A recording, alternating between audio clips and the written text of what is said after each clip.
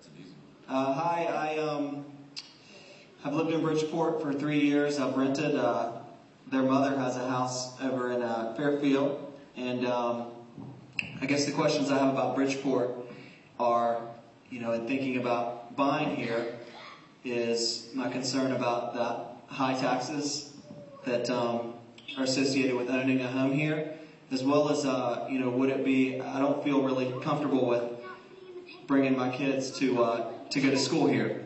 So I wonder if for the tax value, if I would be getting, what I would be really getting out of it, because their education is, of course, extremely important, as well as saving money. All right. Thank you. Mr. Finch, 60 seconds, please. The reason why I got involved in Bridgeport politics in the first place is because Connecticut's financing of our schools is the single most unfair thing you can imagine. We say to little children in Bridgeport that your future will be tied to the value of your mommy and daddy's house. So if your mommy and daddy's house isn't worth very much, you're going to have an education that's worth less than the kids whose mommy and daddy's house is worth a lot. That's what the state of Connecticut says. It's highly unethical, it's highly un-American. And I spoke out against that every moment in the Senate that I was there. I can help even more as mayor of Bridgeport. But I want you to know, hold me to my record. There isn't a member of that 36-member circle that has fought harder to lower property taxes and to increase the revenues from other sources to help pay for the schools in the inner cities. And that was my goal. I really think that I made some good progress, and I've got great relations, as I said, with the governor and the legislature, and I want to cash in on those great relations and get even more money for this children in the schools in Bridgeport. Mr. Caruso, 60 seconds. We have all fought tirelessly to provide property tax reform. Unfortunately, we haven't been as successful. You have a legislature that's dominated by suburban votes. And frankly, if they reduce the taxes in Bridgeport, it's going to increase it in their communities, so they're less inclined to do so. So let's be honest about it. We've got to deal with the issues in Bridgeport.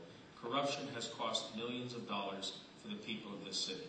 The money that we've had to lose because of corruption could have been put into our education system. It could have been used to lower taxes. We have to assemble commercial industrial property to start shifting the tax burden from the property owner more to commercial industrial. And that's the way we can move this city forward. But until we clean up the corruption, until we stop this self-serving political machine, this city is not going to move forward. Check the last 20, 30 years, and you can see the progress of this city and where we can go in the future. That's the way we move this city forward. Mr. Finch. Well, we do have to assemble land. It's very difficult. I've done it. I've cleaned brownfields. I've let contracts out to specialty environmental companies to clean the brownfields in Bridgeport. It's very difficult. It's very time-consuming. And some people look at the negative and they want to tell you all the bad things about Bridgeport and nobody's coming here. That's totally untrue. There's people knocking on our door all the time. And what they ask us for is clean land and a level playing field. And it's very difficult to find clean land in Bridgeport. It takes a long time to clean it up. I have done it, though, and I ask for your vote on September 11th so I can clean more. Mr. Caruso, 30 seconds. He certainly did clean it up. That property I spoke with, that company, I read the Connecticut Post, he certainly did clean it up. An empty lot sits there right now. People's homes were torn down. This is the legacy that Mr. Finch has given us as an economic development director for years in this city. And now he's saying, let me loose on the city of Bridgeport. Let me be its mayor. Let's be real. Again, if you want to talk fine, but then you've got to walk the walk. Our next question, and then we're going to go to a lightning round.